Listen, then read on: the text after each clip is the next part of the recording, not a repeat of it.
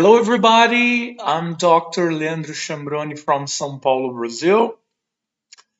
And during these next 2 hours, I'm going to talk about the predictability of root cover procedures, taking into consideration the most common clinical scenarios that we as clinicians may find during clinical practice, as well as the most suitable evidence-based treatment options that we can offer to our patients. It's important to understand that the root cover procedures are not only a simple group of procedures, but they involve actually knowledge about the patients, the procedures, and also their expectations.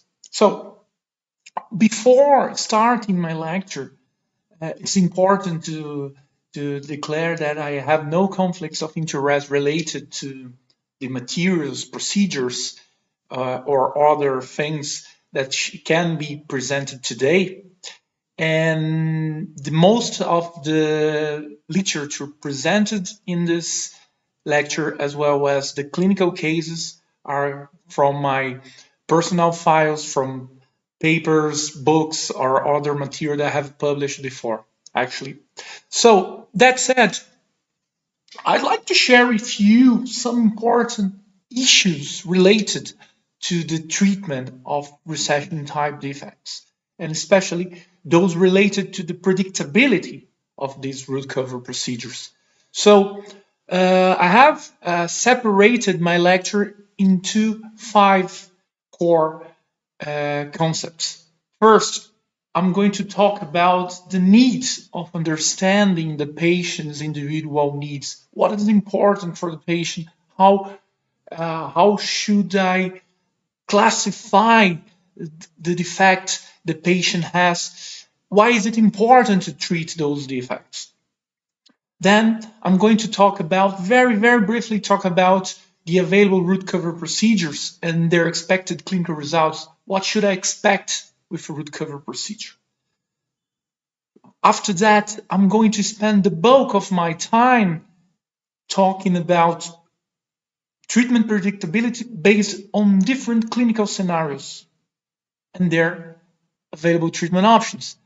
Actually, we have approximately 16 clinical questions that I like to share with you. I'd like to ask you as clinicians, and also to help you, assist you answering those questions, because this is actually those that are more important to us during practice. Then at the end of my presentation, I'll present you the decision tree for soft tissue root cover procedures and finish with some concluding remarks. So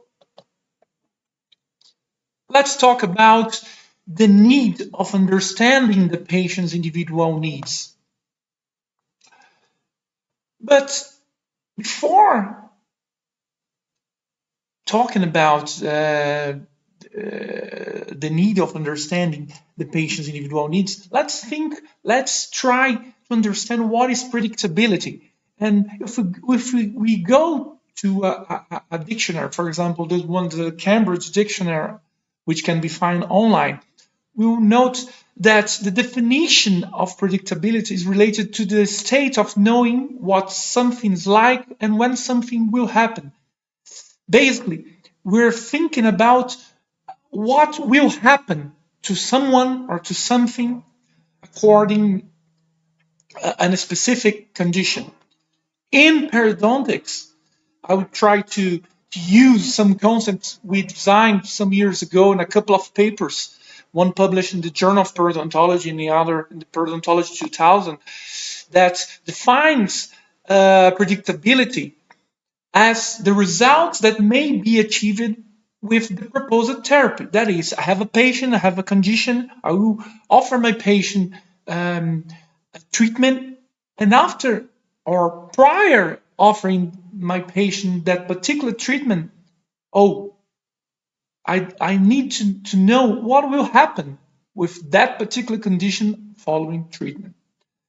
And also, predictability is related to how close I can reach a pristine periodontal condition. That's predictability in periodontology. And this is what we must think about when designing and proposing a specific treatment approach for each one of our patients. So, in other words, we're basically trying to reestablish the lost soft tissue wall over an exposed root surface.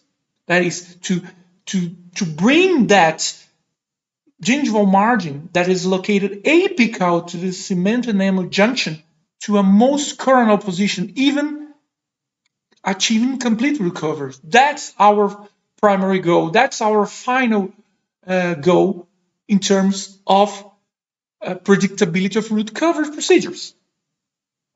So, why is it important to understand the patient individual needs?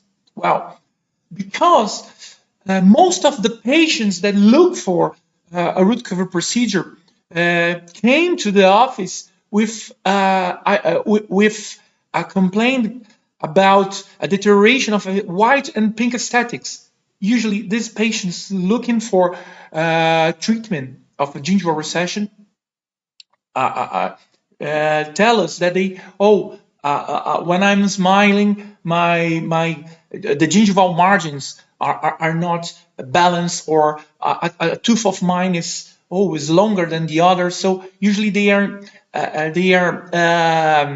thinking about treatment or seeking for treatment because of the smile aesthetics. However, we must think that most of the gingival recessions, approximately half of the gingival recessions, are not only associated to an aesthetic condition, but also sometimes to dental hypersensitivity caused by root abrasion.